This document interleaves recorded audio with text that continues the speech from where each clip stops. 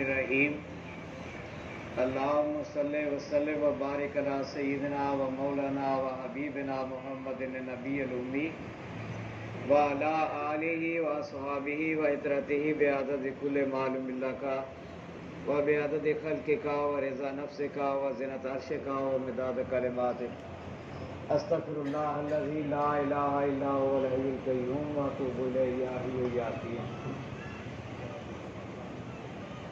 آج 6 ربیع الاول ہے۔ ہمارے پیر و مرشد حضرت ابو انیس قصر العزیز کا آخری یوم ہجرت ماشاءاللہ۔ اس مقام پہ سرکار نے 40ویں اور آخری ہجرت فرما کر اپنی دنیا اور آخرت کے لیے پسند فرمایا کہ درختوں تلے یہی جگہ میری زندگی اور آخرت کا بسیرا ہے، الحمدللہ۔ پھر اسی مقام پہ میرے آقا روح فدا صلی اللہ علیہ وسلم نے تشریف لا کر اس کی تقدیس پہ مہر لگا دی، ماشاءاللہ۔ اب اسی آخری ہجرت سے متعلقہ مقالات حکمت سماعت فرمائیے۔ ان مقالات حکمت کی ترتیب و تنظیم مسجد صاحبزادی انیس اختر صلی محلہ بنت ابو انیس محمد برکت علی قصر العزیز نے فرمائی۔ بسم اللہ الرحمن الرحیم۔ آخری یوم ہجرت، ہجرت اللہ کی راہ میں چلنے کا پیش خیمہ اور اس کا اجر اللہ ہی کے ذمے۔ میں نے 41 بار اللہ کی راہ میں، صرف اللہ کی راہ میں ہجرت کی۔ 1367 سے لے کر لگاتار جاری ہے۔ ساری عمر مہاجر اللہ بن کر گزاری اور اللہ ہی بہتر جانتے ہیں کیسے کیسے حال میں گزری۔ ایک برکت بھری مجلس میں ایک نے ایک سے پوچھا کہ مہاجر اللہ کسے کہتے ہیں؟ جواب دیا، اللہ کا وہ بندہ جو اللہ کے فضل و کرم سے اپنے اللہ کے لیے جسمانی و نفسیاتی و روحانی لذات و جذبات و خواہشات کو ہمیشہ ہمیشہ کے لیے خیر بات کہا کرتا ہے، اور مہاجر اللہ کسی سامان کا پابند نہیں ہوتا۔ توکل تو علی اللہ، اللہ کی راہ میں سفر کیا کرتا ہے۔ واللہ اعلم بالصواب۔ خواہشات کی قربانی سب سے بڑی قربانی ہے، اور مہاجر اللہ ہی خواہشات کو قربان کر سکتا ہے، دنیا دار نہیں۔ تیرے جسم الوجود کے اندر 9 دروازے ہیں۔ مہاجر اللہ وہ ہے جس کے کلبوت کے سارے در اللہ ہی کے حکم کے تابع ہوں، کوئی بھی خود سر نہ ہو۔ ہجرت کا انتہائی مقام دیار ہستی سے ہجرت ہے، اور یہ مقام کہیں کسی کو نصیب ہوتا ہے، ہر کسی کو نہیں۔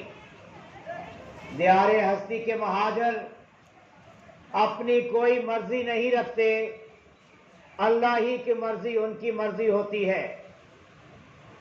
حکمت کی قدرت اور قدرت کی حکمت جہاں چاہتی ہے لے جاتی ہے، کسی اور کی مرضی کبھی کرنے نہیں دیتی۔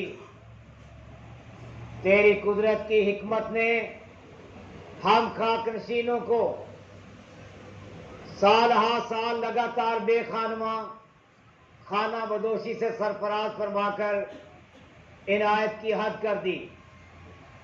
پھر آ کر ساری کائنات کو دیکھ کر جہاں آنا تھا آ گیا۔ قدرت کی جس حکمت نے مجھے اس دارالاسلام سے رخصت فرمایا، اس کا شکریہ۔ ہجرت کے بعد عنایت کی حد کر دی۔ پنجاب کھتار ہاؤس میں ایسی ایسی برکات کا نزول ہوا جو کسی اور طرح ممکن نہ ہوگا۔ حکمران کے جن خزانوں نے میرا استقبال کیا، میرا بھی حق ہے کہ انہیں ہم وقت ذکر و تبلیغ سے معمور رکھوں۔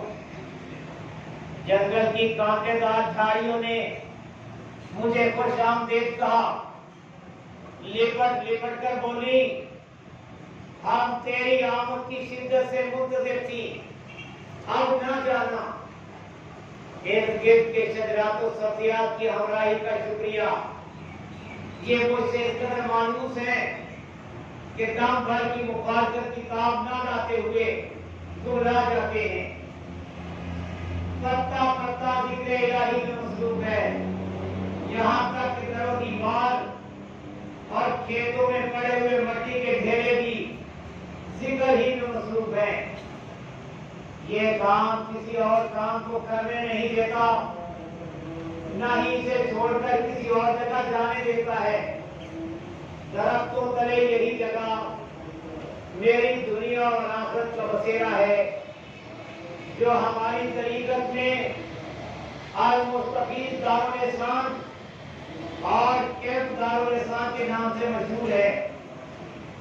یہ مقام جو بھی کچھ کہلائے کھتان ہے، اور کھتان کے اندر کیا کچھ نہیں ہوتا، ہر شے ہوتی ہے، سکون ہوتا ہے اور تمکنت، سکون اور تمکنت آدمیت و انسانیت و بشریت کی مخصوص عنایات ہیں اور مخصوص مقامات پہ نازل ہوتی ہیں۔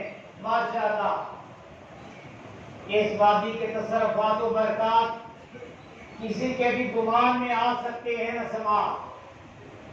جب کوئی مقام 70,000 مقامات سے گزر کر کسی مقام کے روپ میں جلوہ نما ہوتا ہے، ملائکہ و جن و انس کے نزدیک مظہر العجائب والغرائب کے روحی فیض کے کرم کا مکرم گردانا جاتا ہے۔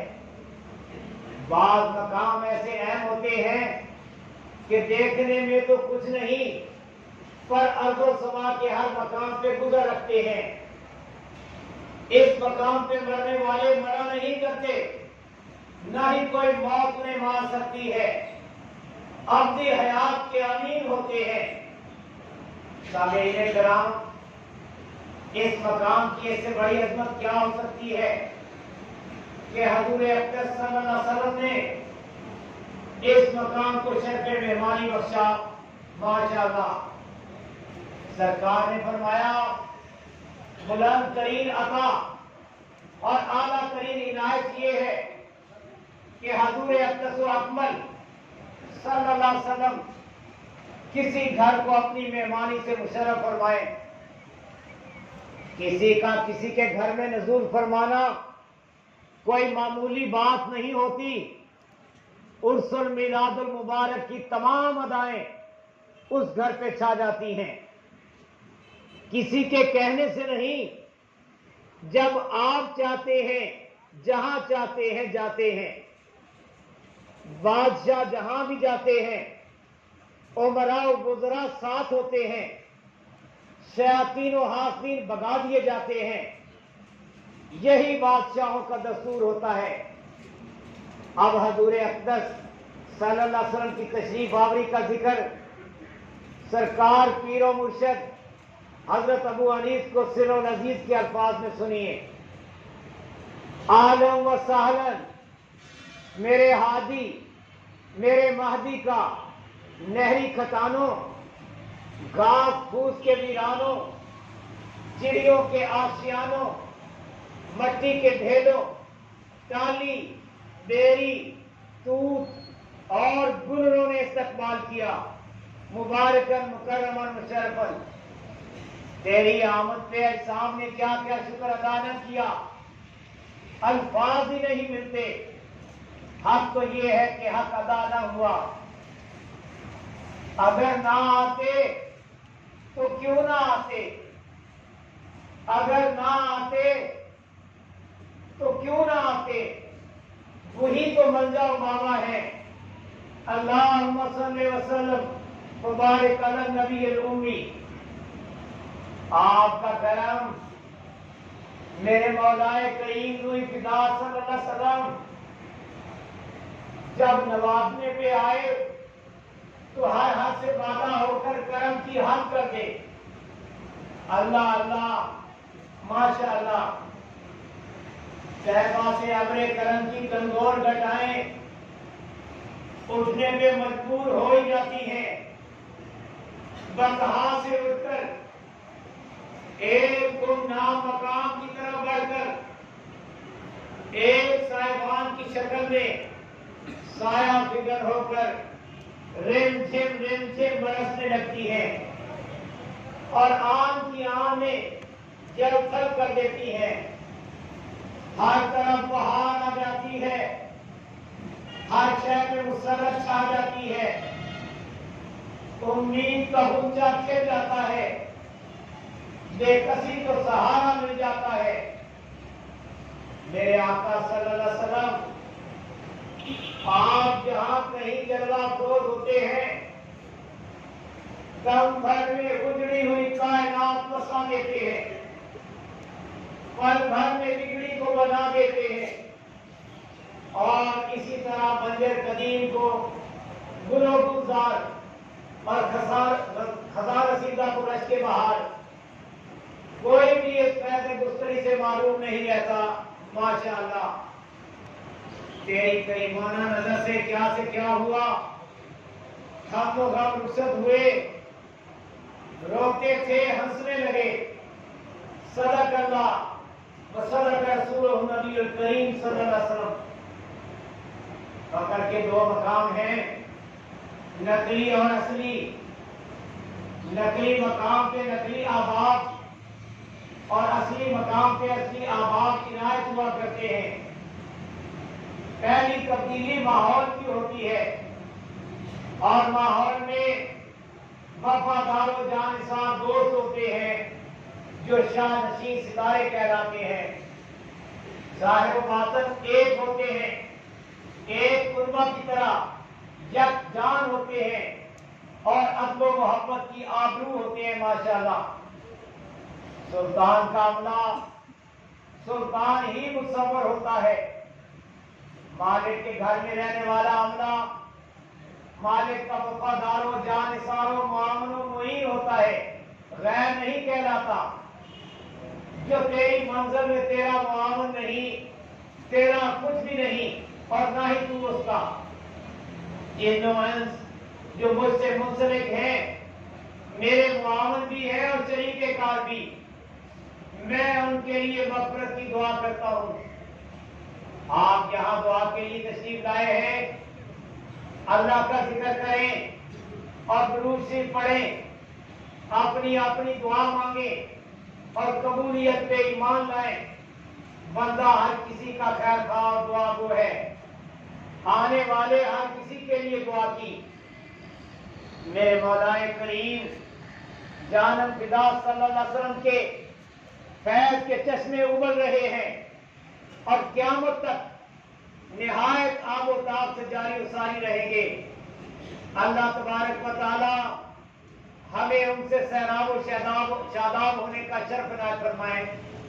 اللہ کرے ہم خاک نشینوں پہ ہماری سرکار حضور اولا و اعلیٰ روح فدا صلی اللہ علیہ وسلم کا فیض اقدس سدا جاری و ساری رہے، کبھی کم نہ ہو۔